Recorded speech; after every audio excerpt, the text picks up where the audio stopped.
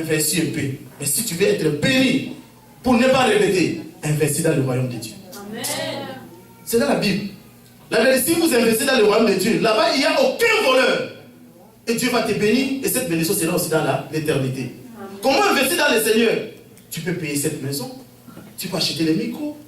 C'est ton argent que tu gardes, là où personne. Maintenant, regardez ta vie. Combien tu as investi dans Dieu et combien tu as investi dans le monde? Une voiture coûte 200 000, mais un micro peut-être des 50 $.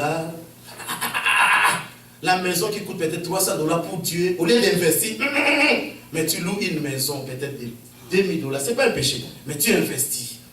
Tu investis, tu achètes des maisons, comme nous voyons les païens. Ils achètent. Moi je dis, mais ces gens-ci conçus là, j'ai demandé même à ma femme, je dis, oh, est-ce que ces gens-ci vont vivre ici éternellement? Mais la manière dont ils construisent, ils sont sûrs. Des maisons, des villas en marbre, c'est pas mauvais. Mais sans Dieu, c'est comme des animaux. À cause de ça, quand un païen meurt, vous allez voir le scandale. Regarde comme un païen meurt. Directement, quand la maladie vient, la mort vient, commence à penser à sa villa, à sa voiture, limousine, 400 000. À cause de ça, quand il meurt, il ne veut pas quitter. Laisse-moi, je veux vivre mes habits. Mes habits.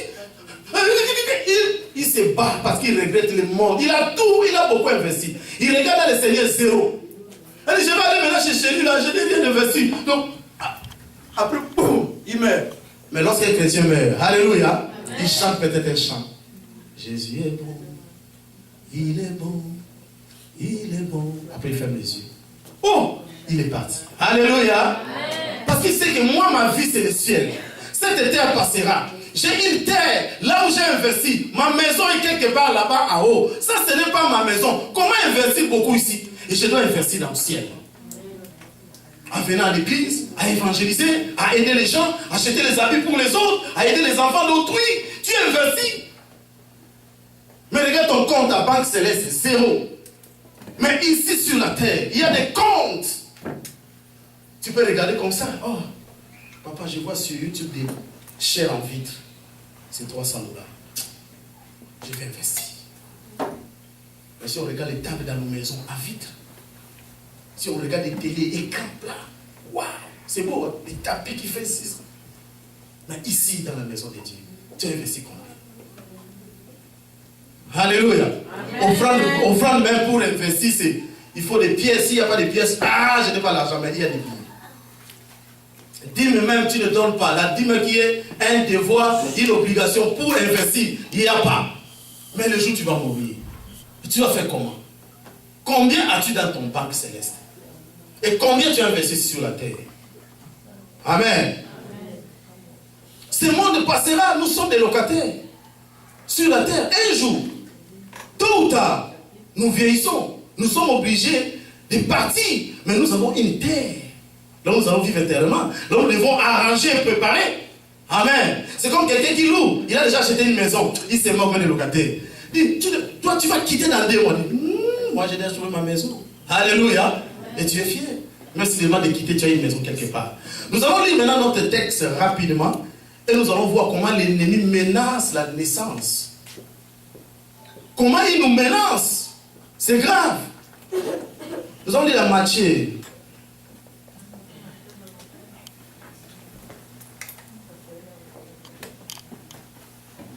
Matthieu 2, 1 à 8.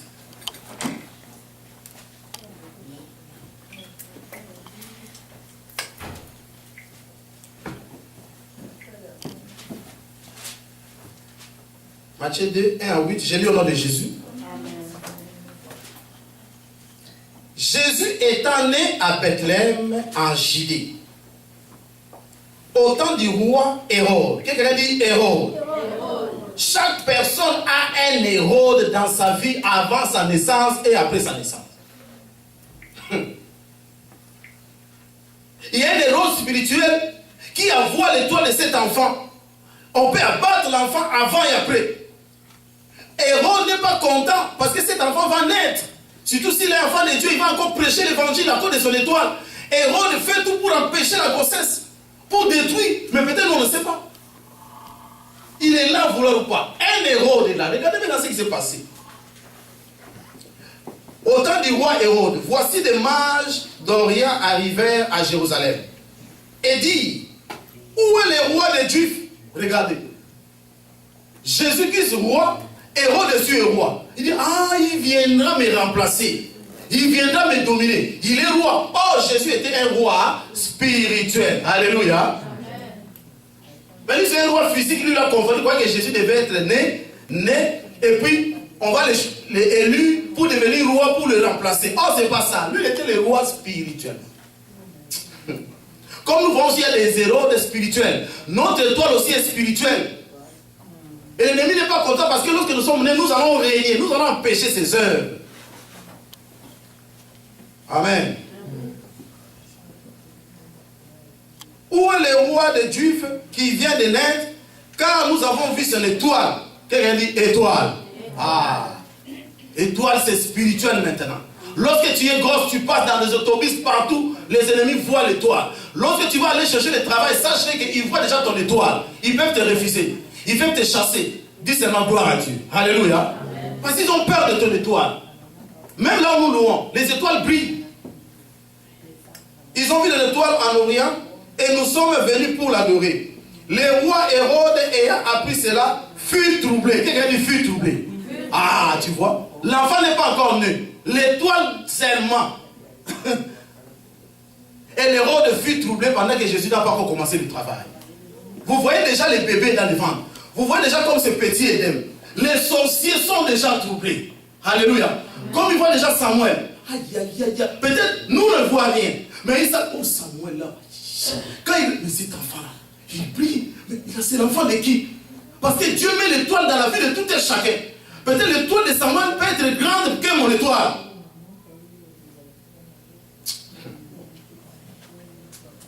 Ils font tout pour détruire, amener la maladie, pour empêcher la destinée de la vie de l'enfant. Mais on ne sait pas. À cause de ça, quand tu viens à l'église, viens avec l'enfant. Alléluia. Amen. Il fut troublé à cause d'une étoile seulement. Regarde l'étoile. Et tout Jérusalem avec lui. Il assembla tous les principautés sacrificateurs et les scribes du peuple et il s'informa auprès d'eux où devait naître le Christ. Amen. Quelqu'un dit réunion. Réunion. Comme ils sont là, avant ta naissance et après ta naissance, ils font des réunions, des sacrifices. Ils ont des hôtels, on appelle ça chaque minute qui parle contre toi parce que tu as une étoile. Ma fille Michel, ils font des réunions, vouloir ou pas, peut-être toi tu ne sais pas. Césarien, il va mourir par accouchement. Cet enfant viendra nous déranger, il viendra nous troubler. L'enfant ne doit pas naître. Des réunions pour voir de la manière dont ils vont tuer l'enfant, l'étoile. Alléluia. Et il dit au roi, à Bethléem, en Judée, car voici ce qui a été écrit par les prophètes. Regarde, il y a déjà une destinée, il y a déjà une prophétie sur tout enfant lorsqu'il est né, parce que Dieu connaît l'avenir de tout un chacun. Dieu savait déjà qu'un jour je serai ici devant vous pour prêcher l'évangile, et les sorciers aussi savent. Ne négligez pas les enfants. Alléluia. Chaînez, priez pour vos enfants. Entrez dans les retraites, pleurez pour vos enfants. Vous voyez comment nos enfants sont troublés, détruits. Peut-être on est des pasteurs, mais les enfants sont dans les chambres, dans nos mauvais, parce que l'ennemi a compris. Il a détourné les enfants. Les enfants des pasteurs sont devenus des prostituées, beaucoup de choses. Ce n'est pas eux, mais c'est Hérode. Nous on est à l'église, mais nos enfants sont quelque part dans les bars. C'est les œuvres d'Hérode. Parce qu'ils veulent détourner nos enfants. Nous devons gêner. Nous devons prier. Maombi, Dieu va totoyer. On doit prier pour nos enfants. Alléluia. Parce que l'Hérode ennemi n'aime pas l'héritage, l'étoile. Et voici ce qui a été écrit. Et toi, 6, et toi, Bethléem, terre de Juda, tu n'es certes pas la moindre entre les principales villes de la Judée. Car de toi sortira un chef. Regardez bien. Sortira un chef. Voici la prophétie. Tout le monde a une prophétie. Tout le monde a une destinée. Tout le monde a un avenir. Et les sorciers lisent ça. Waouh. C'est lourd. My God. Waouh. Mais si tu négliges, tu ne vas pas toucher ta destinée parce que tu n'es pas prudent, tu n'es pas sage. Ta destinée peut être détruite, étouffée, volée. Mais Dieu a parlé. À qui la faute? Alors Hérode fit appeler en secret. Ils font des choses en secret contre nous. Les mages et s'enquit soigneusement auprès d'eux. Depuis combien de temps l'étoile brille? Regarde un roi, c'est Thérèse, un petit. Puis il les envoya à Bethléem en disant, allez et prenez des informations. Quelqu'un dit information. À cause de ça, toi qui parles de ta vie, fais attention. Moi, d'ailleurs, je vais acheter une maison, mon mari va travailler demain, elle a commencé une formation. Tu donnes toi-même des informations, avant même qu'il s'informe. L'information coûte cher. Dis à quelqu'un, l'information coûte cher. L'information coûte cher. Je travaille ceci, je gagne ceci. Toi, tu crois que lui, il est content. Hein? D'ailleurs, je vais me marier là bientôt. Tu as déjà fiancé, pas même se marier, tu publies sur Facebook. Voici l'information. Venez m'attaquer, j'ai déjà un fiancé. Tu vois que les fiancés parlent, oh, il est bien, mais à cause de l'attaque, il t'a abandonné. Pourquoi toi-même tu t'es exposé sur Facebook? Donc tu publies, Facebook c'est le monde. Tu dis au monde, je me suis fiancé, venez m'attaquer. Vraiment, les enfants de Dieu. Pas même mariage, seulement la dot. Hé, la dot, allez, tu filmes. Attends le mariage. Alléluia. Attends, quand tu maries, tu vas te marier, tu vas publier. Peut-être qu'on t'a proposé seulement 2 mois, 3 mois. Vous changez des photos de profil. Oh, c'est qui? C'est chérie, non? Papa, on est ensemble. Mais peut-être l'homme devait t'épouser. Mais tu montres à une seule. Vous voyez la photo là? Peut-être toi, tu changes ça. Tu n'es même pas marié. Pourquoi? Vous, les enfants de Dieu, tu n'es pas marié. Pourquoi tu changes ta photo avec un homme? Vous voyez ce que vous faites? Et quelqu'un, il va voir comme ça. Un beau gars comme ça. Il entre dans le secret. Il entre dans la réunion. Il est troublé. Waouh! Moi, mon enfant, j'ai fait 5 ans ici, l'enfant n'a même pas un nom comme ça.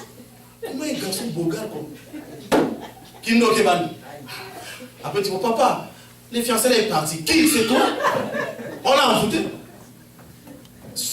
Qui dit à quelqu'un soit discret? Sois discret. Dis-lui l'information coûte cher. Tu commences le travail seulement demain. Je vois même les gens sur Facebook, il est à l'hôpital sous transfusion, il écrit, je suis à l'hôpital sous transfusion. Les gens, bonne guérison, à l'hôpital, priez pour moi. Aïe! Donc tu dis au monde, je vais mourir, il y a bientôt la prière à l'hôpital. L'hôpital, ça amène à l'esprit des morts. Mais tu publies ça, Facebook là. Oh, Facebook, c'est pour prêcher l'évangile, c'est pour gagner les gens. Alléluia. Et il y a des gens même dans l'avion, ils voyagent, ils publient. Je suis dans l'avion. En tout cas, alléluia. Et sur Facebook, tu prends ton ventre, tu mets comme ça photo. Hérode, tu vois, l'étoile est là. Oh, tu es grosse. Oui, ma fille, je suis derrière. Et quand le pasteur va prier, tu couches avec ses amis. Pasteur, tu n'as pas bien prié, mais qui a exposé? Alléluia. Mais tu as cherché Hérode, cette irrité, il a trouvé l'information gratuite. Alléluia. L'information coûte cher. Amen. Alors bien, tu sois fort. Hein. Si tu veux publier comme ça, sois fort. Viens pour combattre. Amen. Donc vous voyez les choses qu'on fait. La naissance, les vies là, on expose ça comme ça sans le savoir. Les informations. Amen. Et puis il envoya Bethléem en disant, allez et prenez des informations exactes hein, sur le petit là. Sur les, parce qu'il va voir. Qu'est-ce qu'il fait là-bas chez vous? Il a commencé quoi? Il a publié. Est-ce qu'il a publié qu'il va commencer le travail? Ou bien il commence le travail, il a allez faire tout pour la lever là-bas. Et quand vous soigneusement acquis auprès des mages, alors ça s'accomplit. Alléluia. Bien-aimés, Dieu nous a parlé de quelque chose qui est capital. Dieu nous a parlé de la naissance miraculeuse. Nous sommes l'étoile, nous sommes des enfants de Dieu. Nous avons quelque chose d'important en nous. Il ne faut pas regarder le monde, envier le monde, parce qu'en nous, il y a quelque chose en nous. Nous sommes l'étoile, nous avons quelque chose en nous. Sache-les que nous sommes pendant le mois de décembre. c'est le moment pendant lequel nous devons être sobres. Ne fêtez pas comme des païens. Le moment de décembre, c'est le moment que nous devons nous réfugier toujours dans la présence de Dieu à l'église. Alléluia. Et nous allons venir ici en Noël, pas pour célébrer la Noël, pardon, nous allons venir ici les 25, pas pour célébrer la Noël, mais pour célébrer la naissance de notre Seigneur Jésus-Christ. Pour lui dire merci, parce qu'il était né à Bethléem. Maintenant, Bethléem, c'est toi et moi. Alléluia. Jésus-Christ est né en nous. Le meilleur anniversaire que nous devons célébrer, c'est le jour de ta naissance spirituelle. Tu es né quand? Dis à quelqu'un qui est tu es né quand spirituellement? Et beaucoup d'enfants ne le savent pas. La date de ta naissance spirituelle, moi je connais. Je n'ai jamais vu quelqu'un venir ici. Papa, c'est mon anniversaire, combien? 10 ans dans la foi. Il n'y a pas. Alléluia. Mais les gens tiennent compte beaucoup plus de la naissance biologique, de la chair. Mais la naissance spirituelle, les gens oublient. Les jours de la célébration où Jésus-Christ est venu pour changer, bouleverser tout ce que l'ennemi avait fait, cela veut dire la sorcellerie, l'envoûtement. Lorsque Jésus est né, tout a repris à zéro. Déjà, la nouvelle vie commence. À cause de ça, quand Jésus est né, le calendrier a changé à zéro. Donc, de nouvelles choses commencent dans le monde. C'est comme si Jésus est né en toi spirituellement. Sachez que les nouvelles choses commencent. Tu n'es plus une ancienne créature, tu deviens maintenant une nouvelle création. Amen. Alléluia. Amen. Donc les choses changent. Dis à quelqu'un, je suis né à l'an zéro. Je suis né à l'an zéro. C'est ta naissance, le jour où tu avais donné ta vie à Jésus. C'est ta naissance spirituelle là, qui est importante. Alléluia. Après ça, lorsque la personne aussi naît spirituellement, l'ennemi aussi est fâché. Parce que tu es né spirituellement. Et les choses spirituelles vont aussi t'attaquer. À cause de ça, tu dois te réfugier dans l'église, dans la main de Dieu, dans la présence de Dieu. Alléluia. Amen. Que le Seigneur vous bénisse.